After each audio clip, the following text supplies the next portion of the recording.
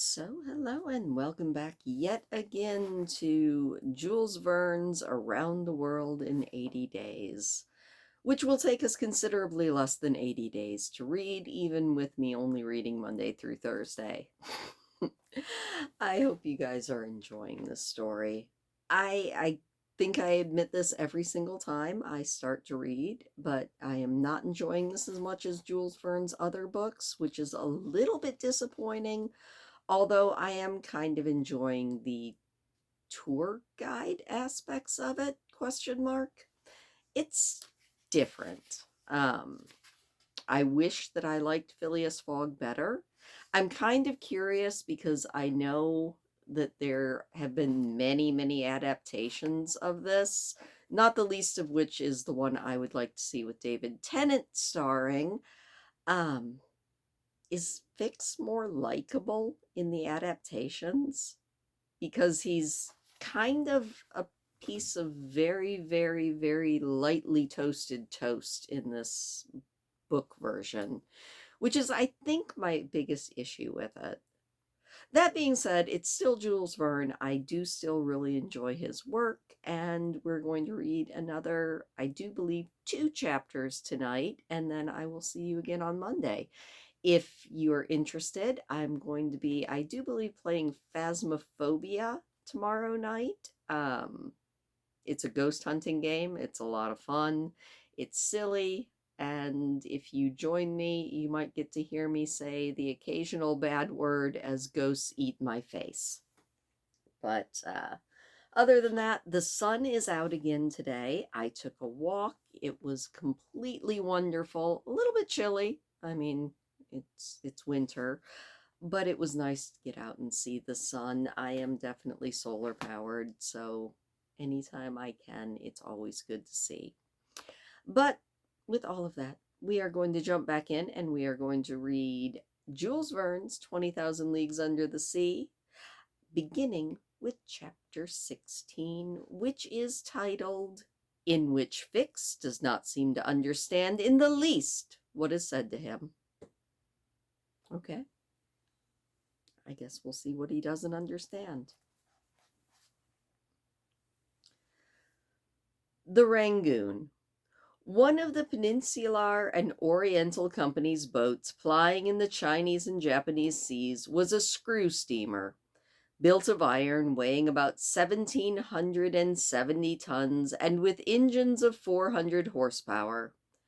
She was as fast, but not as well fitted up, as the Mongolia, and Aouda was not as comfortably provided for her on board as Phileas Fogg would have wished. However, the trip from Calcutta to Hong Kong only comprised some 3,500 miles, occupying from 10 to 12 days, and the young woman was not difficult to please. During the first days of the journey, Aouda became better acquainted with her protector and constantly gave evidence of her deep gratitude for what he had done. The phlegmatic gentleman listened to her, apparently at least with coldness, neither his voice nor his manner betraying the slightest emotion, but he seemed to always be on the watch that nothing should be wanting in her comfort.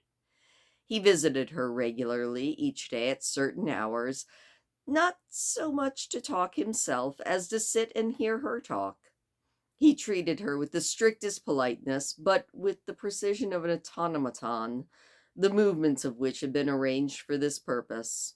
Aouda did not know quite what to make of him, though Passepartout had given her some hints of his master's eccentricity, and made her smile by telling her of the wager which was sending him around the world. After all, she owed Phileas Fogg her life, and she could always regard him through the exalting medium of gratitude. Aouda confirmed the guide's narrative of her touching history. She did indeed belong to the highest of the classes in India. Many of the Parsi merchants have made fortunes there by dealing in cotton, and one of them, Sir James T. Jejeeboy, was made a baronet by the English government. Aouda was a relative of this great man, and it was his cousin Jejia who she hoped to join in Hong Kong. Whether she could find a protector in him, she had no idea, but Mr. Fogg essayed to calm her anxieties and to assure her that everything would be mathematically, he used that exact word, arranged. Ahuda fastened her great eyes, clear as the sacred lakes of the Himalaya, upon him, but the intractable Fogg, reserved as ever, did not seem at all inclined to throw himself into this lake. The first few days of the voyage passed prosperously amid favorable weather and precipitous winds, and they soon came in sight of the great Andaman, the principal of the islands in the Bay of Bengal, with its picturesque saddle peak 2,400 feet high looming up above the water. The steamer passed along near the shores, but the savage Pompons, who are the lowest scale of humanity, but are not, as it has been asserted, cannibals, did not make their appearance. The past, folks. It was the worst. The panorama of the islands as they steamed by was superb. Vast forests of palms, ecrees, bamboos, teakwoods, and the gigantic mimosa and tree-like ferns covered the foreground, while behind, the graceful outline of the mountains were traced against the sky, and along the coast swarmed by thousands the precious swallows whose nests furnish a luxurious dish to the tables of the Celestial Empire. This varied landscape afforded by the Andaman Islands was soon passed, however, and the Rangoon rapidly approached the Straits of Mancala, which gave access to the Chinese seas. What was Detective Fix so unluckily drawn on from country to country doing during this time? He had managed to embark on the Rangoon at Calcutta without being seen by Passepartout after leaving hours that if the warrant should arrive, it should be forwarded to him in Hong Kong, and he hoped to conceal his presence until the end of the voyage. It would have been difficult to explain why he was on board without awakening Passepartout's suspicions, who thought that he was still in Bombay, but necessity impelled him nonetheless to renew his acquaintance with the worthy servant, as will soon be seen. All the detective's hopes and wishes were now centered on Hong Kong, for the steamer's stay at Singapore would be too brief to enable him to take any steps there. The arrest must be made at Hong Kong, or the robber would probably escape him forever. Hong Kong was the last English ground on which he would set foot. Beyond lay China, Japan, and America, which offered to Fogg an almost certain refuge. If the warrant should at last make its appearance at Hong Kong, Fix could arrest him and give him into the hands of the local police, and there would be no further trouble. But beyond Hong Kong, a simple warrant would be of no avail. An extradition warrant would be necessary, and that would result in delays and obstacles of which the rascal would take advantage and elude justice. Fix thought over these possibilities during the long hours that he spent in his cabin, and kept repeating to himself, "Now, either the warrant will be at Hong Kong, in which case I shall arrest my man, or it will not be there, and this time it's absolutely necessary that I delay his departure. I failed at Bombay and I failed at Calcutta. If I fail at Hong Kong, my reputation is shot. Cost what it may, I have to succeed.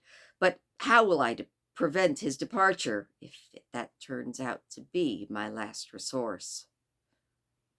Fix made up his mind that if worse came to worse, he would make a confidant out of Passepartout and tell him what kind of a fellow his master really was. That Passepartout was not Fogg's accomplice he was quite certain. The servant, enlightened by this disclosure, and afraid of himself being implicated in the crime, would doubtless become Fix's ally. But this method was a dangerous one, only to be employed when everything else failed. A word from Passepartout to his master would ruin everything. The detective was therefore in dire straits, but suddenly a new idea struck him.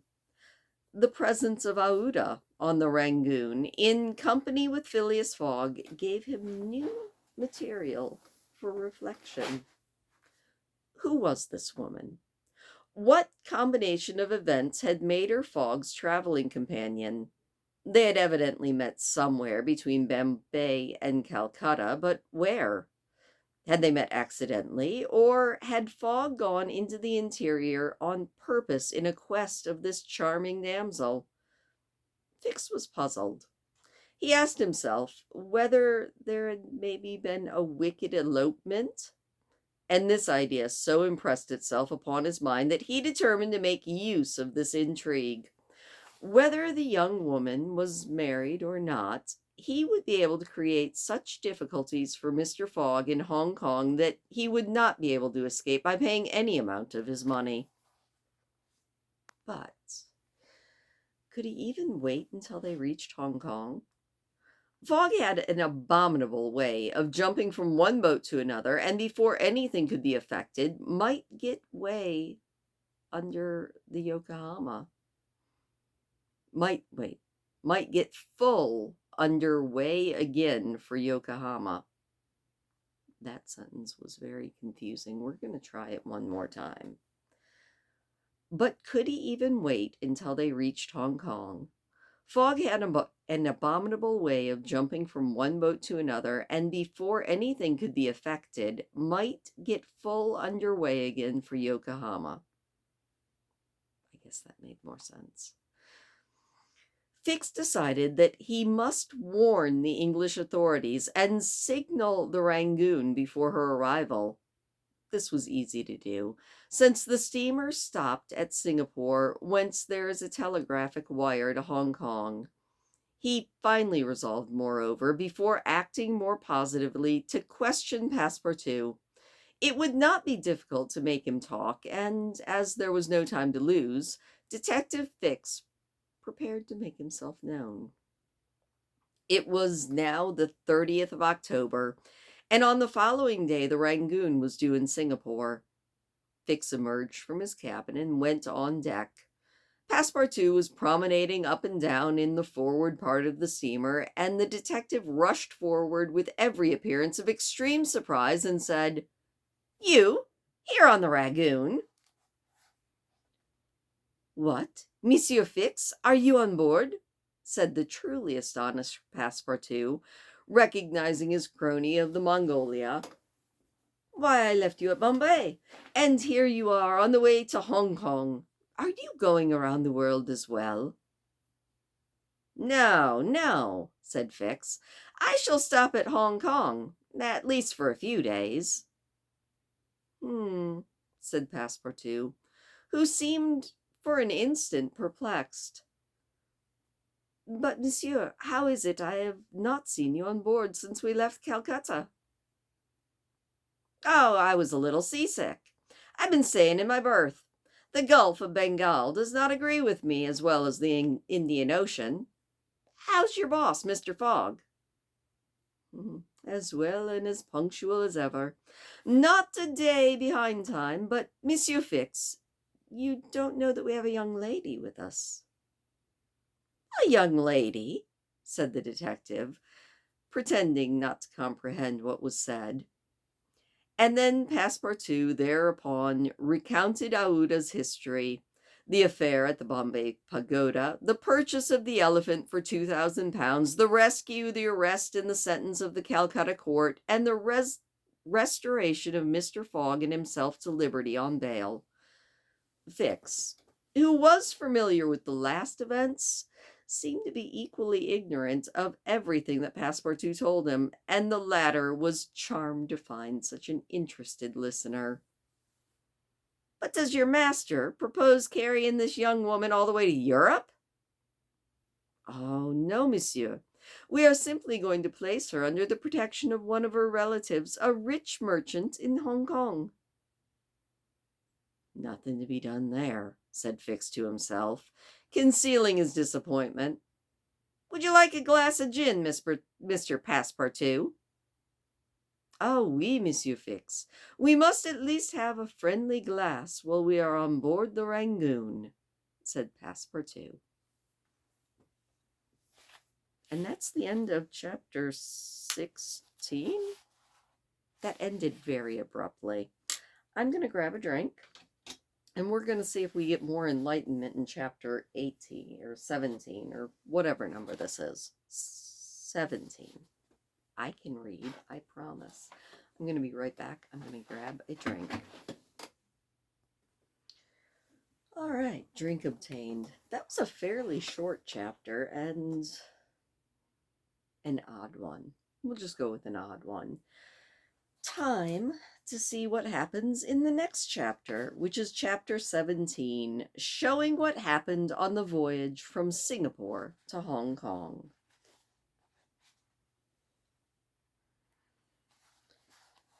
The detective and Passepartout met often on the deck after this interview, though Fix was reserved and did not attempt to introduce his companion to divulge any more facts concerning Mr. Fogg.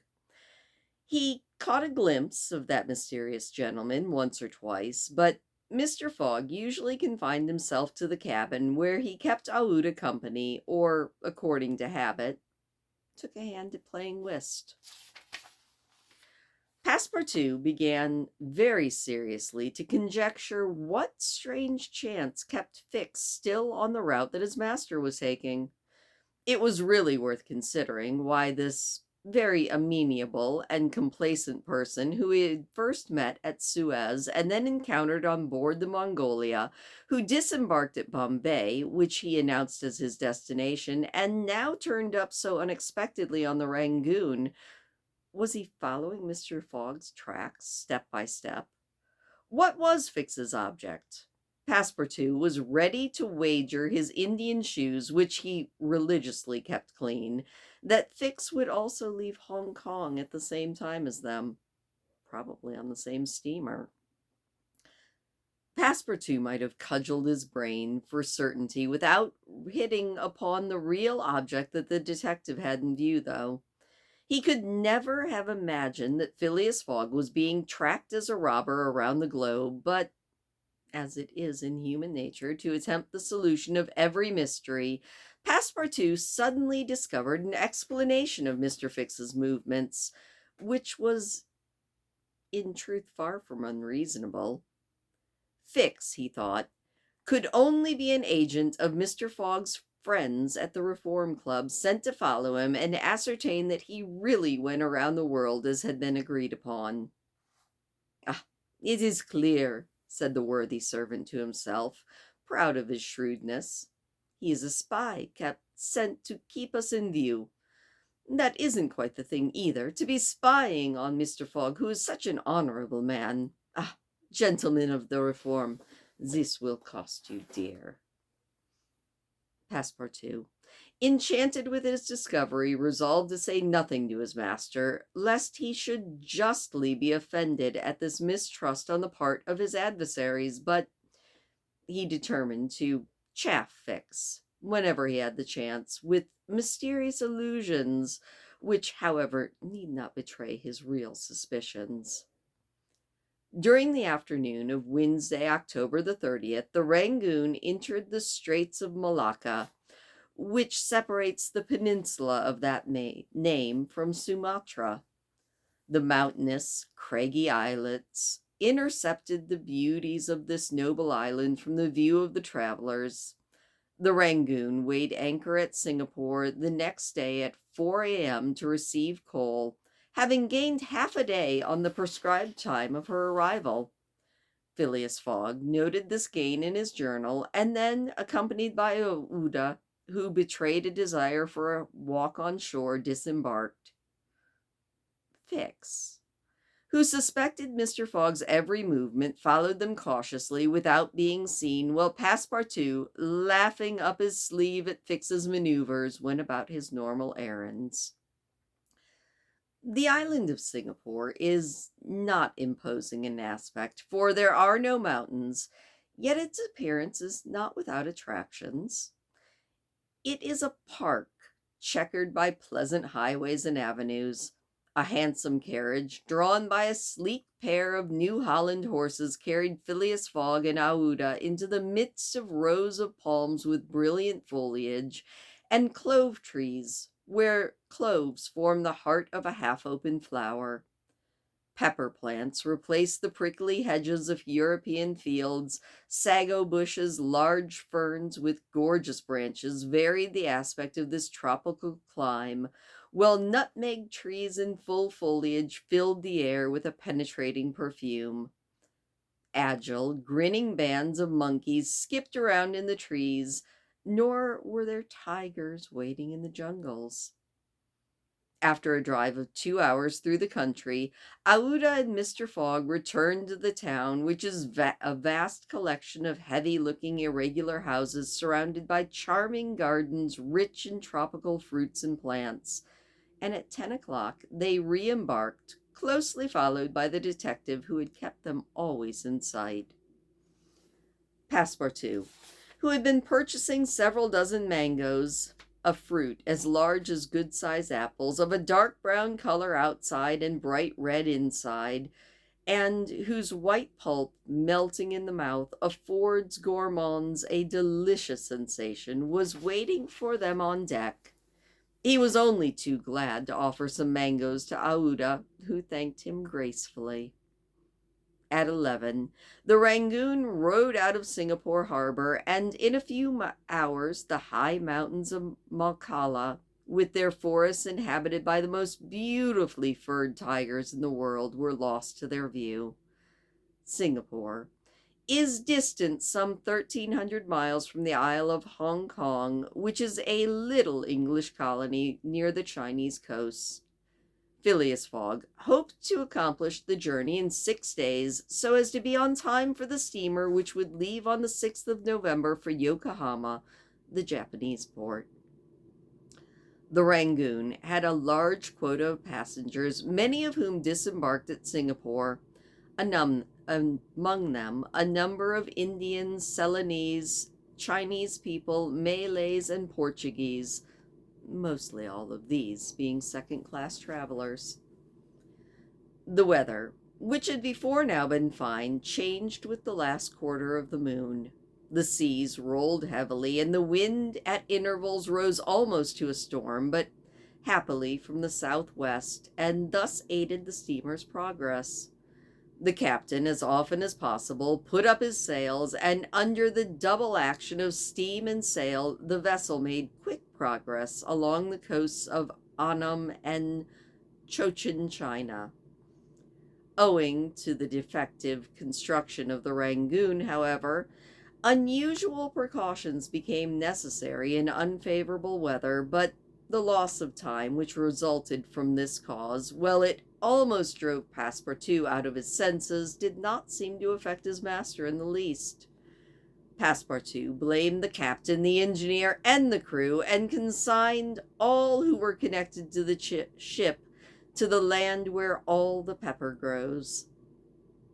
Perhaps the thought of the gas, which was remorselessly burning at his expense in Savile Row, had something to do with all of his impatience.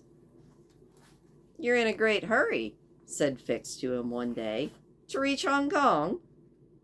"A very great hurry, monsieur." "Monsieur Fogg, I suppose, is anxious to catch the steamer in Yokohama?" "Terribly." "You believe in this journey around the world, then?" said the detective. "Oh, absolument. Don't you, Mr. Fix?" "Me? I don't believe a word of it." "You are a sly dog," said Passepartout with a wink. This rather disturbed Fix, without knowing why. Had the Frenchman guessed at his real purpose? He didn't know what to think, but how could Passepartout have discovered that he was a detective? But in speaking the way he did, the man evidently meant more than he expressed. Passepartout went still further the next day. He just couldn't hold his tongue. "Monsieur Fix," he said in a joking tone, Shall we be so unfortunate as to lose you when we get to Hong Kong?" "Why?" said Fix, a little embarrassed. "I don't know. Perhaps." "Ah, if you would only go on with us. An agent of the Peninsular Company, you know, can't stop on the way. You are only going to Bombay, and yet here you are in China. America is not far off, and from America to Europe is just a step." Fix looked intently at his companion, whose face was as serene as possible, and laughed with him. But Passepartout persisted in chaffing him by asking if he made much in his present job. "Yeah, and no," said Fix. "There's good and bad in such things, but you must understand, I don't travel at my own expense." "No, I'm quite sure of that," said Passepartout, and then laughed. Fix, now decidedly puzzled, descended to his cabin and gave himself up to thought. He was evidently suspected, somehow or other, the Frenchman had found out that he was a detective. But had he told his master? What part was he playing in all of this? Was he an accomplice or not? Was the game up? Fix spent several hours churning these thoughts over in his mind, sometimes thinking that all was lost, and then persuading himself that Fogg was totally ignorant of his presence, and then undecided what course he should actually take. Nevertheless, he persevered in his coolness of mind, and at last he resolved to deal plainly with Passepartout. If he did not find it practicable to arrest Fogg at Hong Kong, and if Fogg made preparations to leave that last foothold of English territory, he, Fix, would tell Passepartout everything. Either the servant was the accomplice of his master, and in this case the master knew of all of his operations and Fix would fail, or Passepartout knew nothing about the robbery, and then his interest would be to abandon the robber, obviously. Such was the situation between Fix and Passepartout. Meanwhile, Phileas Fogg moved about above them in the most majestic and unconscious indifference. He was passing methodically in his own orbit round the world, regardless of the lesser stars which gravitated around him. Yet there was nearby what the astronomers would call a disturbing star, which might have produced an agitation in this gentleman's heart. But no, the charms of Aouda failed to act to Passepartout's great surprise, and the disturbance, if they existed, would have been more difficult to calculate than that of Uranus which had led to the discovery of Neptune. Every day it was an increasing wonder to Passepartout, who read in Aouda's eyes the depths of her gratitude to his master. Phileas, though brave and gallant, must be, thought Passepartout, quite heartless. As to the sentiment which this journey might have awakened in him, there was clearly no trace. Well, poor Passepartout, he existed in perpetual dreams. One day he was leaning on the railing of the engine room and observing the engine, when a sudden pitch of the steamer threw the screw out of the water. Steam came hissing out of the valves, and this made Passepartout quite indignant. "The valves are not sufficiently charged," he exclaimed. "We are not going. Oh, these English! If this was an American craft, we would blow up, perhaps, but we would, in all events, definitely be going faster." And that is the end of the chapter. I'm not sure what to think of this. I'm also very, very curious, and I'm sure that I can be told, what role does David Tennant play in the BBC adaptation of this book?